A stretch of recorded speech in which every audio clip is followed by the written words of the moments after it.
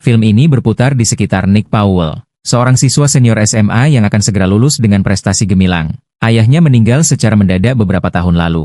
Setelah itu ibunya, Diane, mengambil alih hampir segalanya. Dia menata kembali dirinya, menstabilkan keuangan, dan mulai mengatur kehidupan anaknya secara detail. Diane ingin anaknya memiliki karir yang aman dan tradisional. Tetapi Nick, yang unggul dalam pelajaran, sangat bersemangat tentang menulis dan sastra. Bahkan, dia ingin melewatkan upacara kelulusannya dan pergi ke London untuk mengikuti program lokakarya penulis. Adegan kemudian beralih ke rumah keluarga Powell, di mana perayaan besar sedang berlangsung. Matriark keluarga, Diane Powell, berdiri dan memberikan pidato, mengakui pencapaian akademik anaknya. Lalu dia mengangkat gelas untuk bersulang atas nama Nick dan memberikan hadiah dengan nama Nick terukir di atasnya. Namun, Nick tampak tidak terlalu senang dengan seluruh pesta yang diadakan hanya untuk merayakannya. Dia menjauh dari para tamu, mengambil sepotong kue, dan masuk ke garasi. Dia duduk di samping meja kerja dan tiba-tiba mengarahkan senapan ke wajahnya. Tapi, semua kejadian ini ternyata hanya mimpi. Karena Nick segera terbangun dengan kaget di pagi hari. Tak lama setelah itu,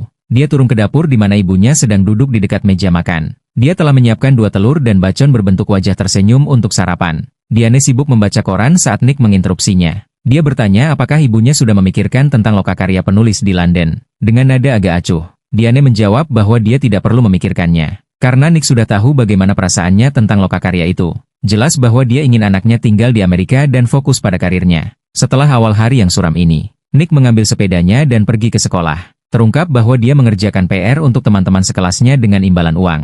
Dia menyerahkan tugas kepada salah satu temannya dan mendapatkan uang cepat di koridor sekolah. Pada saat yang sama, sahabat Nick, Peter Egan, sedang diganggu oleh sekelompok siswa di kamar mandi anak laki-laki. Pemimpin geng itu adalah seorang gadis ganas bernama Annie Newton, yang sering terlibat dalam berbagai kejahatan kecil. Beberapa hari lalu, dia menjual ponsel curian kepada Peter, dan Peter memberikan setengah uang pada saat itu. Sekarang, dia menginginkan sisa uangnya. Tetapi Peter tidak punya sepeser pun. Annie mengancam akan memotong jarinya jika dia tidak segera memberikan uang. Lalu dia meninggalkan kamar mandi, diikuti oleh anak buahnya. Saat makan siang, Nick mendekati kelompok Annie dan menawarkan untuk membayar ponsel yang dibeli sahabatnya darinya. Dia meletakkan segepok uang di atas meja dan bertanya kepada Annie apakah itu cukup. Namun, Annie tidak menjawab dengan ramah dan menyuruhnya untuk mengurus urusannya sendiri. Nick membungkuk dan mengatakan kepada Annie bahwa dia adalah orang yang rusak secara emosional. Hal ini, seperti yang diharapkan, menyinggung si penutup dan dia mencoba menyerangnya. Beberapa saat kemudian, keduanya ditegur dan dibawa ke kantor kepala sekolah. Kepala sekolah menanyakan tentang insiden itu. Dan Nick bercanda menjawab bahwa Annie menganggapnya menarik. Tapi kepala sekolah tidak mood untuk bercanda dan segera menyuruh Annie pulang. Dia lalu memperingatkan Nick untuk tidak membuang waktu pada orang-orang yang tidak memiliki masa depan. Di tempat lain, Annie kembali ke apartemennya, sebuah rumah yang berantakan dan rusak tempat dia tinggal bersama ibu tiri, ayah, dan adik laki-lakinya. Victor, ibu tirinya sibuk merokok dan menonton TV, mengabaikan semua tanggung jawabnya. Ini membuat Annie marah, dan dia memarahinya karena tidak memberi makan Victor. Dia mengancam agar ibu tirinya bangun dari sofa dan tidak menghabiskan sepanjang hari dengan merokok. Ibu tiri mengeluh kepada suaminya, memintanya untuk mengatakan sesuatu, tetapi dia setuju dengan Annie. Tak lama kemudian, pasangan itu mulai bertengkar, dan teriakan kasar terdengar di seluruh rumah. Tapi Annie tampaknya sudah terbiasa. Jadi dia hanya memberi makan Victor dan pergi ke kamarnya. Malam itu, Peter datang ke rumah Nick, dan kedua teman itu berbicara. Peter bertanya apakah Nick akan pergi ke pesta yang diadakan oleh salah satu teman sekelas mereka. Nick menjawab bahwa dia tidak akan pergi karena dia punya tempat lain untuk dituju. Nick lalu menyerahkan sebuah buku kepadanya, di mana dia telah menyembunyikan tiket pesawat ke London. Ini akhirnya membuat Peter mengerti bahwa sahabatnya akan terbang untuk mengikuti program lokakarya penulis. Dia bertanya apakah Mrs. Powell tahu tentang ini. Dan Nick menjawab bahwa tidak. Dia mengatakan bahwa sejak ayahnya meninggal, ibunya telah membuatnya sesak dengan merencanakan seluruh hidupnya secara mendetail. Sementara itu, Annie pergi keluar dengan pacarnya yang nakal, Marcus Bohem. Mereka menuju pusat kota, di mana Marcus membobol mobil yang tampak mahal. Annie meningkatkan taruhan dengan memecahkan jendela toko perhiasan dan mencuri kalung yang indah dari sana. Pasangan itu kemudian melarikan diri dengan mobil curian tepat saat polisi tiba di tempat itu. Keesokan paginya, Annie bersiap untuk pergi ke sekolah setelah menghabiskan malam bersama pacarnya yang kriminal. Marcus memintanya untuk meninggalkan tas berisi perhiasan curian, tetapi sepertinya Annie tidak terlalu mempercayainya. Ini membuat Marcus sangat marah sehingga setelah Annie pergi, dia memberitahu pihak berwenang tentang kejahatannya. Beberapa waktu kemudian, Annie tiba di sekolah dan menyimpan kalung curian di lokernya. Peter, yang berdiri di dekatnya, secara tidak sengaja melihatnya melakukannya. Dia akan menyingkir saat Annie melihatnya menatap ke arahnya. Keadaan mulai memburuk ketika tak lama kemudian, polisi tiba di sekolah dan menangkap Annie atas tuduhan pencurian. Mereka juga membuka lokernya dan menemukan perhiasan curian. Annie kemudian menelepon kekasihnya dan memberitahu bahwa dia telah ditangkap. Dia berpura-pura tidak bersalah sementara Annie mengklaim tahu siapa yang mengkhianatinya. Kemudian, saat Nick sampai di rumah, ibunya memberitahu bahwa maskapai penerbangan telah menelepon. Dia mengungkapkan bahwa penerbangannya telah dijadwal ulang, yang membuat jelas bahwa dia sekarang tahu tentang rencana perjalanan Nick ke London. Panik, Nick mengatakan bahwa dia bisa menjelaskan, tetapi ibunya tampak kecewa dengan tindakannya. Malam itu, Peter menuju ke pesta rumah saat tiba-tiba diserang oleh Annie dan kelompoknya. Dia berpikir bahwa Peter adalah orang yang mengkhianatinya dan ingin membalas dendam. Peter yang malang sangat gugup sehingga dia membuat cerita palsu di tempat.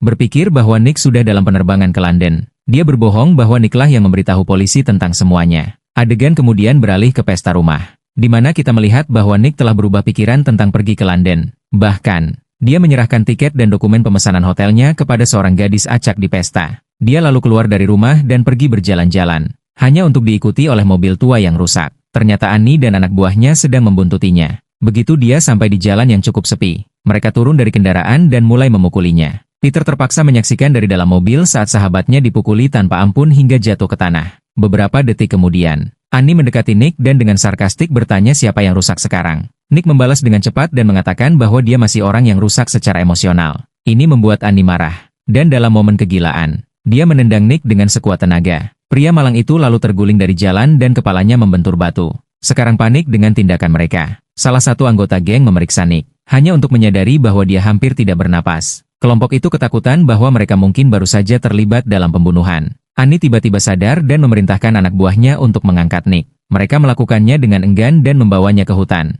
Selama proses ini, jam tangan Nick jatuh ke tanah tetapi tidak ada yang memperhatikan. Kelompok itu membuang tubuhnya ke saluran air hujan, menutupinya, lalu pergi.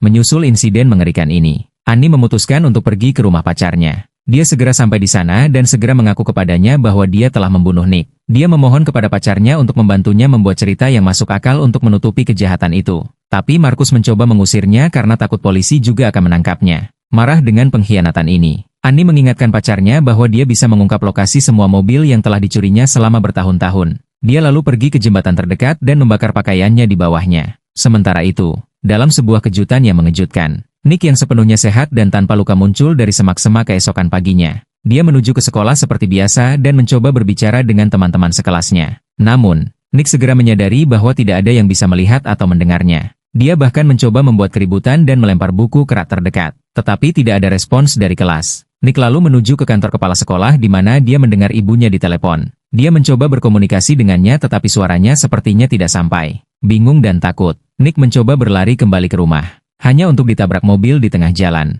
Sebuah truk kargo besar lalu melindasnya tetapi yang mengejutkan, dia keluar dari kedua kecelakaan itu tanpa luka. Remaja ini juga menyadari bahwa tidak ada orang yang berjalan di jalan yang memperhatikan dia tertabrak mobil. Tak lama setelah itu, Nick sampai di rumah dan melihat ibunya berbicara dengan polisi lokal di telepon. Dia mencoba menarik perhatiannya tetapi seperti semua orang, dia tidak mendengar atau melihatnya. Ternyata, dia telah melaporkan bahwa anaknya hilang dan pihak berwenang sedang mencari keberadaannya. Ini akhirnya membuat Nick menyadari bahwa dia mungkin sudah mati. Beberapa waktu kemudian, Detektif Kate dan Brian mulai menyelidiki hilangnya Nick secara tiba-tiba. Mereka mengamati jejak ban beberapa meter di dalam hutan terdekat dan juga melihat cermin samping mobil yang rusak tergeletak di tanah. Dua ini juga diberitahu tentang pertengkaran yang terjadi antara Annie dan Nick beberapa hari sebelumnya di sekolah. Jadi, mereka pergi ke rumah Annie dan menemukannya duduk di atap. Detektif Brian, yang pernah bekerja dengan ayah Annie, bertanya apakah dia baru-baru ini melihat Nick. Dia berbohong bahwa dia belum melihatnya sejak mereka bertengkar di sekolah. Brian tahu bahwa Annie sedang mengalami masa sulit karena pernikahan kedua ayahnya dan memutuskan untuk membiarkannya pergi. Dia hanya memintanya untuk menghubungi mereka jika menemukan sesuatu yang mencurigakan sebelum meninggalkannya sendirian. Sementara itu, sebuah tim pencari dibentuk untuk mencari Nick di hutan. Di tempat lain, Nick, yang telah menerima bahwa dia sekarang sudah mati, berada di kamarnya, merenungkan apa yang harus dilakukan. Dia segera melihat burung indah di pagar teras tepat di luar kamar. Burung itu tampak terluka parah dan akan mati. Ketika tiba-tiba burung hidup muncul di bahunya. Itu terlihat persis seperti yang terluka dan Nick menggenggamnya di tangannya. Tapi burung hidup itu menghilang pada saat yang sama ketika burung yang terluka mati di teras luar. Ini akhirnya membuat Nick menyadari apa yang terjadi. Dia tidak mati tetapi sedang mengalami pengalaman di luar tubuh. Bentuk spiritualnya akan hilang begitu dia benar-benar mati di dunia nyata. Sementara itu, Detektif Brian mengunjungi Markus di garasinya dan bertanya tentang perampokan toko perhiasan. Markus mengatakan dia tidak tahu apa-apa tentang insiden itu dan berbohong bahwa dia sedang bekerja di sini. Tapi detektif tidak sepenuhnya yakin dan meminta Markus untuk menghubungi kantor polisi jika dia bertemu Annie. Kemudian hari itu, Markus yang gugup menghentikan pete di jalan dan memberitahu bahwa dia sedang dikejar polisi. Keduanya kembali ke hutan, tempat Nick terakhir terlihat. Mereka lalu diam-diam mengeluarkan tubuh Nick dari saluran air hujan dan membawanya ke lokasi lain. Setelah ini, Markus memutuskan untuk menyingkirkan Annie sekali dan untuk selamanya karena dia percaya Annie sudah kehilangan kendali. Dia meminta untuk bertemu dengannya di dekat stasiun kereta tetapi mengatakan bahwa dia hanya ingin berbicara dengannya. Annie, pada gilirannya, juga memanggil Peter ke tempat pertemuan. Sama sekali tidak menyadari bahwa dia sedang diikuti polisi. Beberapa waktu kemudian, ketiganya tiba di tempat yang ditentukan. Markus segera menunjukkan niatnya dan mengarahkan pistol ke Annie. Dia lalu memerintahkan pete untuk tutup mulut dan mengizinkannya pulang.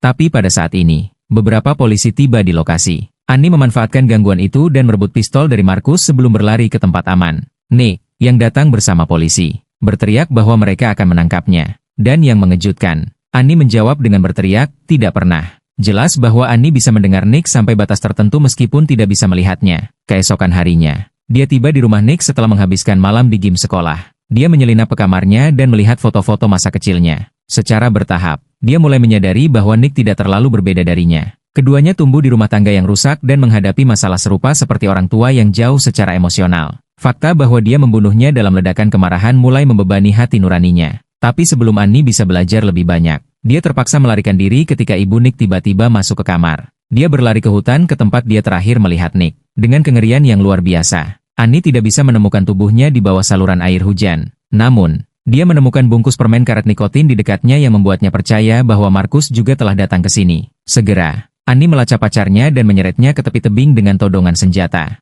Markus akhirnya mengakui bahwa dia telah memindahkan tubuh Nick dari posisi sebelumnya. Sekarang tubuh itu terletak di kaki bendungan terdekat yang akan terbuka dalam waktu sekitar setengah jam. Mendengar ini, Annie mencoba pergi tetapi Markus, yang menyembunyikan senjata, menembaknya di perut. Annie membalas dan menembak balik, mengenai bahunya. Dia terluka parah tetapi berhasil menelepon detektif Brian dan memberitahu di mana tubuh Nick berada. Tak lama setelah itu, polisi tiba di bendungan lokal dan berhasil menemukan Nick tepat waktu. Dia segera dibawa ke rumah sakit di mana dia dirawat di ICU. Nick mungkin telah diselamatkan dari air dingin tetapi hidupnya masih dalam bahaya. Di sisi lain, Annie, yang berdarah deras akibat luka tembak, tersandung masuk ke rumah sakit. Hati nuraninya berat dan dia ingin bertobat atas semua perbuatan mengerikan yang telah dilakukannya. Jadi, dia masuk ke ICU tempat Nick disimpan dan memohon pengampunan darinya. Annie berbaring di sisinya dan perlahan roh Nick kembali ke tubuhnya sendiri. Sayangnya, pada titik ini, Annie telah kehilangan terlalu banyak darah dan akhirnya menyerah pada luka-lukanya. Tindakan terakhirnya adalah menyelamatkan orang yang dia benci hanya beberapa hari sebelumnya. Film ini berakhir saat Nick mengunjungi adik laki-laki Annie, Victor, beberapa minggu kemudian dan bermain dengannya.